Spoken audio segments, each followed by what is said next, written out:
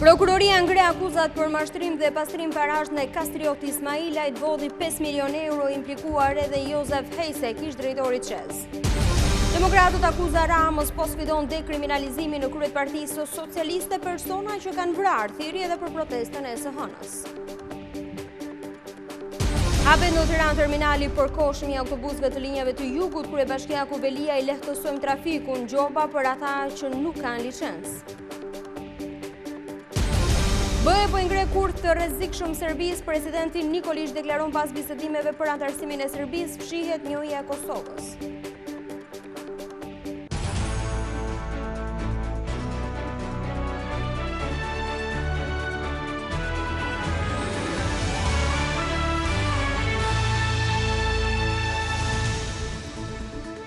Mirdita zonja dhe zotrin, do t'jemi së bashku në edicionin informativ të orës 15 këtu në ekranin e Vision Plus. Ish administratori Dias Kastrioti Ismailaj ka vjedhur 5 milion euro nga shteti. Prokuroria përfundoi hetimet dhe ngriti ndaj tij akuzat për mashtrim e pastrim parash në bashkëpunim me ish kryetarin e bordit drejtues të ÇEZ Josef Hejsek. Dosja, e cila i është dërguar gjykatës, përmban të dhëna mbi mënyrën e përfitimit financiar të biznesmenit me kompanin fantazëm të mbledhjes së borxheve të energjisë elektrike për llogari të ÇEZ.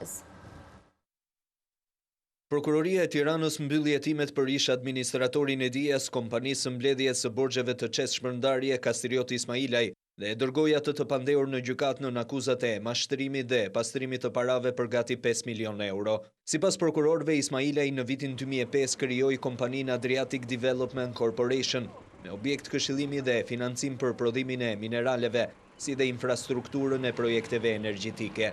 Nga hetimet doli se kjo shoqëri ishte fiktive pasi nuk ishte zhvilluar aktivitet ekonomik, por në llogaritë e saj ishin kryer transaksione financiare në disa milion euro. Në këtë llogari nga viti 2006 deri në 2015 kishin hyrë $9.8 milion dhe 800.000 euro, ndërkohë që kishin dalë $4.1 milion dhe 11.000 euro, të cilat u konfiskuan nga organi akuzës.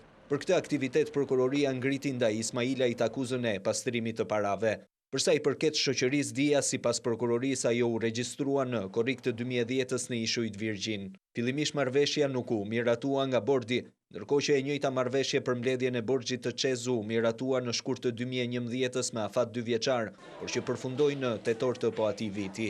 Në dosjen e prokurorisë bëhet me dije se për mbledhjen e borxheve ÇEZ në bashkëpunim dhe me ish kryetarin e bordit drejtues Josef Hejsek, i cili është në netim, i pagoi Ismailajt gati 5 milion euro. Ismailaj nuk i përdori këto para për mbledhjen e borxheve, duke i shkaktuar në këtë mënyrë dhe shtetit shqiptar dëm financiar pasi zotëronte 26% të aksioneve.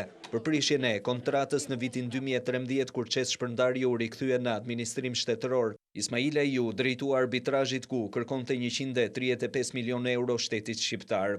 Pak ditë më parë gjykata në Vjen rrëzoi kërkesën e tij, kjo pas hetimeve të nisura nga Prokuroria e Tiranës. 52 vjeçari aktualisht ndodhet në burg i arrestuar në maj të këtij viti, ndërkohë që me 2 akuzat e ngritura nga prokuroria, ai rrezikon nga 10 deri në 20 vite burg.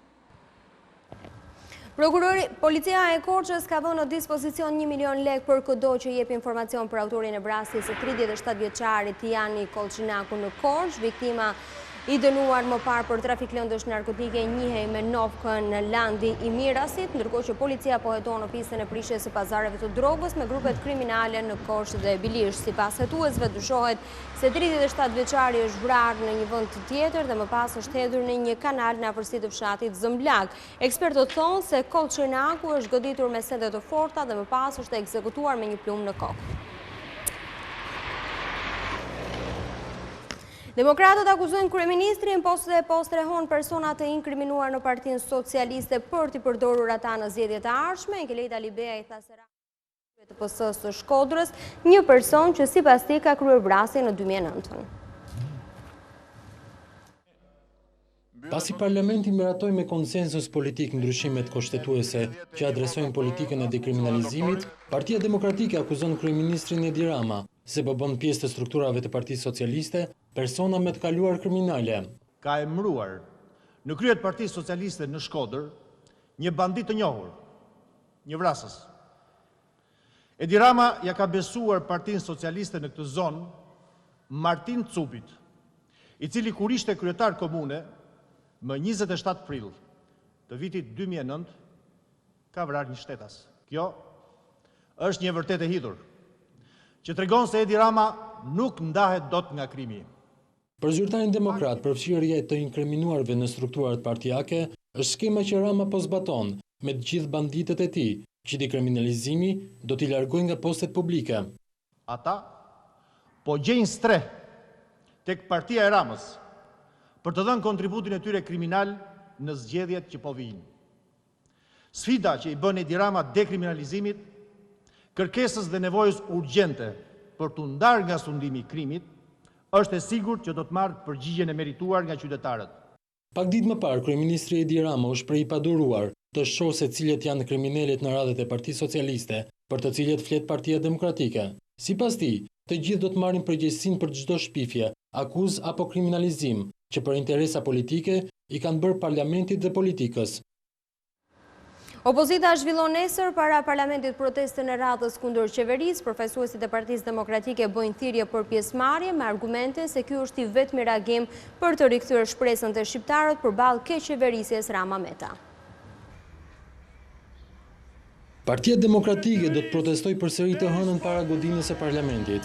Ashtu si në protestën e 17 vjetorit, kërkesa e opozitës është rrëzimi i qeverisë, e cila fajsohet si shkaktare e varfërisë së qytetarëve. Ne sot i detyrohemi vendit ton dhe vetes një reagim serioz për të thënë se nuk jemi dakord me vëllezërit dhe motrat tona që jo për fajin e tyre nuk shohin më shpresë, por marrin rrugët ku të munden. Ne sot nuk mund të mjaftohemi duke thënë se këtu nuk ka më shpresë, por përkundrazi, ne vetë duhet të fillojmë të ndezim dritën e shpresës së pari dhe minimalisht duke reaguar ndaj kësaj keqeverisje. Protesta e së hënës është e treta në më pak se 2 javë. Opozita kërkon krijimin e një qeverie teknike, e cila sipas saj do t'i hapë rrugë zgjedhjeve të parakohshme. Ndërkohë, policia e Tiranës ka hartuar një plan të posaçëm masash për protestën e Partisë Demokratike, e cila do të organizohet nesër në orën 10 përpara parlamentit. Duke filluar që nga ora 1 e mëngjesit e deri në përfundim të tubimit, është vendosur të bllokohet qarkullimi i automjeteve dhe parkimi në disa zona të Tiranës. Kështu janë të pakalueshme të hënën rruga George Bush, rruga Avdi Toptani, pranë drejtorisë së burgjeve, si dhe zona pranë Irselisë së Partisë Demokratike. Në këto segmente rrugore nuk do të lejohet kalimi i automjeteve nga ora 8 e mëngjesit deri në përfundim të protestës. Aleanca Kuqezi zhvilloi një protestë të shtunë përpara Ministrisë së Jashtme. Kreu i kësaj partie Kreshnik Spahiu akuzoi qeverinë për situatën e vështirë që sipas tij po detyron shqiptarët të braktisin vendin. Aleanca Kuqezi protestoi përpara Ministrisë së Jashtme ku kërkoi rrëzimin e qeverisë dhe shpërbërjen e parlamentit. Protestuesit nuk u mjaftuan vetëm me parullat anti-qeveritare, por hodhën në oborrin e Ministrisë Flakadan. Sot Aleanca Kuqezi nis lëvizjen, Kuqezi me plisa për të larguar këta pisa, për t'i dhënë një mësim të mirë kësaj qeverie, e cila nuk meriton as të votën, as gjë. Erdhi koha, dita e madhe për të rrethuar parlamentin dhe gjithçka tjetër. Me tubimin e kësaj të diele, Aleanca Kuqezi i bashkohet protestave të Partisë Demokratike kundër qeverisë dhe mazhorancës politike. Ti largoj të piso! Ndërkohë, kryeministri Edi Rama niset për një vizitë zyrtare në Izrael. Gjatë kësaj vizite, kreu i qeverisë shqiptare do të pritet në një takim nga homologu i tij Benjamin Netanyahu. Gjithashtu, kryeministri Rama do të zhvillojë një takim të veçantë me presidentin e Republikës së Izraelit. Gjatë këtyre takimeve mësohet se do të diskutohet mbi marrëdhëniet dypaqe dhe forcimin e tyre, sidomos në fushat me interes të përbashkët.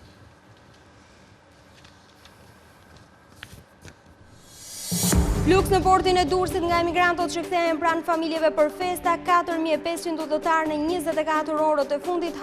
Hapet në sheshin Shqiponja në Tiranë terminali përkohshëm për autobusët e jugut. Kryebashkia Kuvelia i tha se me këtë ndërhyrje lehtësohet trafiku i kryeqytetit, ndërsa për ata operatorë të transportit që nuk respektojnë ligjin do të ketë gjoba. Nga dita e hënë, kush udhëton drejt jugut me transportin urban, stacionin e autobusëve e gjen pranë sheshit Shqiponja në Tiranë, në hyrje të autostradës. Kryetari i Bashkisë së Kryeqytetit ishte këtë të diel për të inspektuar vendqëndrimin e përkohshëm të autobusëve deri në realizimin e investimit për 2 terminale të rinj që do të ketë Tirana. sot edhe një sorollatje qytetarëve që vinin nëpër Tiranë aty në xhepin ku ishte caktuar terminali më parshëm, shkaktonte harxhim kohe dhe shkaktonte një kaos në trafik, pasi gjithë kjo nyje udhëtarësh duhet shpërndahej në qendër Tiranës aty ku do trafiku është më i madh. Sipas Veliajt, përmes këtij organizimi krijohet një model i ri i menaxhimit të transportit publik. I bëj thirrje gjithë qytetarëve që të përdorin vetëm transportin e licencuar, vetëm autobusët e licencuar. Respektojnë ligjet, janë të sigurt, janë dhe të lirë. Në bashkëpunim edhe me policinë bashkiake dhe ato të shtetit, Veliaj tha se do të merren masa ndaj atyre që marrin pasagjerë jashtë këtij stacioni. Në një moment të dytë, bashkia do të vendos edhe për terminalin ndaj linjave të transportit drejt Veriut. Afrimi i festave të fundvitit ka sjellë fluks udhëtarësh në portin e Durrësit. Në 24 orët e fundit kanë përitur 4 tragete me 4500 pasagjerë. Autoritetet doganore thonë se kanë hapur sportele shtesë për të shmangur pritje në port. Festat e fundvitit kanë bërë që shumë emigrantë të kthehen pranë familjeve. Në portin e Durrësit janë shtuar hyrjet e udhëtarëve që vinë nga Italia. Në 24 orët e fundit kanë bëritur 4 tragete, 3 nga porti i Barit dhe 1 nga porti i Ankonës. Sipas burimeve nga policia kufitare, janë rreth 4500 pasagjerë dhe afro 1000 automjete. Kenë ardhur me familje, me festu me familjen e kemë gjysmë në Kosovë. Kenë ardhur me festu, kemi ne kalu për rrugë mirë shumë. Kështu kemi ardhur ekstra për me prit bashkë festën e vitit të ri. Do kalojmë në shtëpi tonë, së bashku me familje. Policia e kufirit në bashkëpunim me degën e doganës dhe autoritetin portual kanë marrë masat për përballimin e fluksit duke shtuar efektivët në sportelet që kontrollojnë dhe vulosin pasaportat e udhëtarëve. Nga kjo fundjavë janë vënë në funksionim 22 sportele gjithsej, por gjatë ditëve të ardhshme kur pritet të rritet edhe më shumë numri udhëtarëve, do të jenë në dispozicion 30 sportele. Kulmi i fluksit pritet të arrijë një ditë para natës së Krishtlindjes, ndërsa në javën e 2 të janarit nis kthimi i emigrantëve drejt vendeve të tyre të punës. Kryeministri Edi Rama ka premtuar financime nga ana e qeverisë për transformimin dhe krijimin e kushteve më të mira të bibliotekës kombëtare. Në 95 vjetorin e saj, kreu i qeverisë garantoi mbështetje edhe për institucione të tjera të kulturës përmes projekteve ambicioze. Në 95 vjetorin e krijimit të bibliotekës kombëtare, kryeministri Edi Rama premtoi se qeveria do të vënë në dispozicion fonde për transformimin e saj dhe krijimin e një hapësire të përbashkët. Kreu i qeverisë vlerësoi si imperative faktin që kapacitetet fizike të bëhen të plota dhe 2 pjesët e ndara të bibliotekës të ribashkohen. Ne jemi plotësisht angazhuar në këtë proces dhe do t'ja rikthejmë bibliotekës kombëtare pjesën e trupit të saj të amputuar nga barbaria e kulturës tranzicionit. Po jo thjesht për të bërë një bashkim fizik hapësirash, po për të zhvilluar një projekt të ri dhe për t'i transformuar mëtej këto hapësira. Jo vetëm biblioteka kombëtare, por edhe institucionet të tjera kulturore do të përfitojnë mbështetje financiare nga qeveria, premtoi kreu i qeverisë. I kemi dhënë një vëmendje dhe një mbështetje si asnjëherë më parë kulturës nga pikpamja e institucioneve natyrisht dhe kemi rritur si asnjëherë më parë buxhetin që mbështet vizionin dhe programin ton për zhvillimin e institucioneve të kulturës.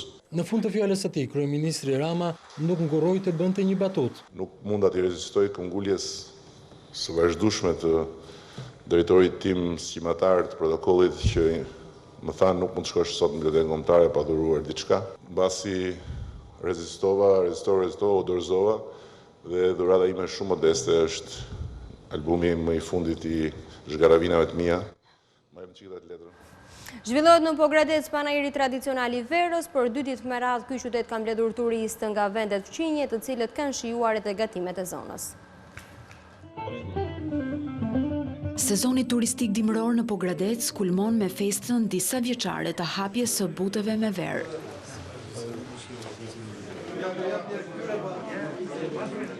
Prej 11 vitesh kjo festë është kthyer tashmë në një traditë për këtë qytet. Asaj janë bashkuar edhe qytetarët e Ohrit dhe Strugës, të cilët kanë shijuar verën e prodhuar nga banorët e qytetit liqenor. Kjo festë është bërë tradicionale për qytetin e Pogradecit dhe përkon me periudhën kur hapet dhe butet e verës, si që quhen në Pogradec. Kjo është një festë tradicionale e cila do vazhdoj dhe në vazhdimësi në qytetin e Pogradecit.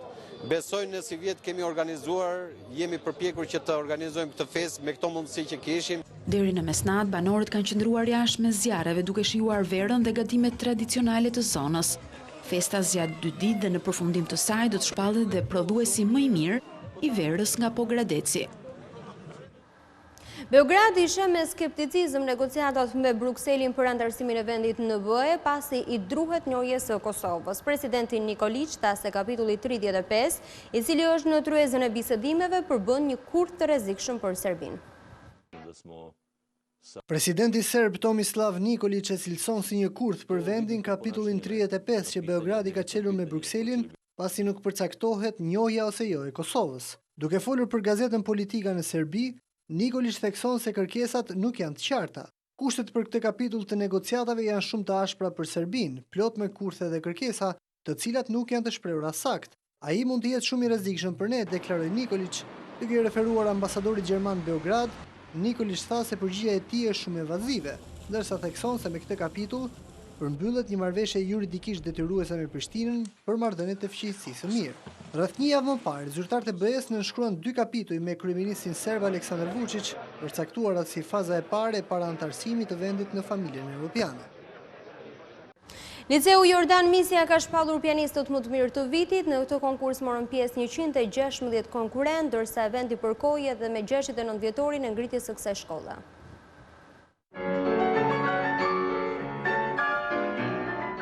Shkolla e mesme artistike Jordan Misja ka zgjedhur ta festoj për vjetorin e 69 me të ardhmen e këtij institucioni. 116 pianistë të vegjël kanë performuar së bashku në sallën e koncerteve të kësaj shkolle.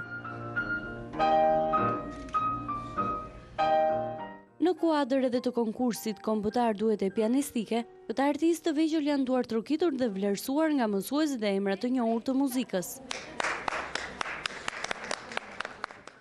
Në fund të këtij takimi dytitor janë shpallur edhe më të mirët, Deranda Dervishi e Reisi Prosi, të cilët deri më tani edhe pse shumë të vegjël numërojnë shumë suksese.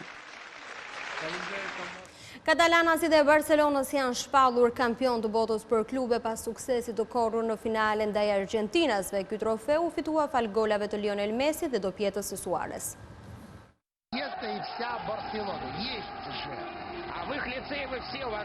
Barcelona e mbyll 2015 në mënyrë fantastike. Skuadra blaugrane mundi në finalen e botrorit të klubeve 3-0 Argentinasit e River Plate në një ndeshje pa histori. Messi dhe dopjeta e Suarez i dhuruan kampionëve të Europës trofeun e 5 gjatë këtij viti kalendarik, pothuajse gjithçka me përjashtim të Superkupës së Spanjës. Skuadra e Luis Enriquez dëshmoi në finale se mbetet ekipi më i mirë në Europë dhe në botë, pavarësisht se 2 nga pjesëtarët e treshes së mrekullive, Messi e Neymar, nuk ishin në formën e tyre më të mirë fizike. Mjafton që ata të jenë në fushë dhe muzika që luan Barcelona është vërtet për të shijuar. Në pjesën e parë, pas disa tentativave nga 2 aportat me Dani Alves dhe Messi për katalanasit dhe More e Alario për ekipin e njohur Argentinas. E megjithatë ndeshja do të zhbllokojë në të 36-ën kur pas një krosimi të Alves nga djatha dhe një devijimi të Neymar me kokë, Messi shënon një gol shumë të bukur. Në pjesën e dytë nuk ka më histori. Kampionët e Amerikës së Jugut nisin të luajnë më hapur dhe Barcelona falojtarëve cilësor i godet në 49-ën kur Suarez dyfishon pas një pasimi të Busquets. Pak më pas Messi në një aksion fantastik godet jashtë, ndërsa goli i tretë arrin në 69-ën sërish me Suarez, i aftë për të shënuar me kokë pas pasimit të Neymar. Barcelona feston botrorin e tretë të klubeve në histori, ndërsa Messi vijon të shënojë rekorde, 24 gola në 26 finale të luajtura. Parash ndaj Kastrioti Ismailajt vodhi 5 milion euro, implikuar edhe Josef Hejsek, ish drejtori QES. Demokratët akuzojnë Ramës po sfidon dekriminalizimin në kryepartisë socialiste persona që kanë vrarë, thiri edhe për protestën e SHN-s. Hapet në Tiranë terminali përkohshëm i autobusëve të linjave të Jugut, kryebashkia Kuvelia i lehtësojmë trafikun, gjoba për ata që nuk kanë licencë. BE po i ngre kurth të rrezikshëm Serbisë. Presidenti Nikolić deklaron pas bisedimeve për antarësimin e Serbisë se fshihet njohja e Kosovës. Zonja dhe zotrin, kjo ishte gjithçka e përgatitur për edicionin informativ të orës 15. Për më shumë informacione dhe në çdo kohë mund të klikoni në adresën tonë të internetit si dhe në faqen tonë në Facebook. Bashkë ndajemi këtu, mirupafshim.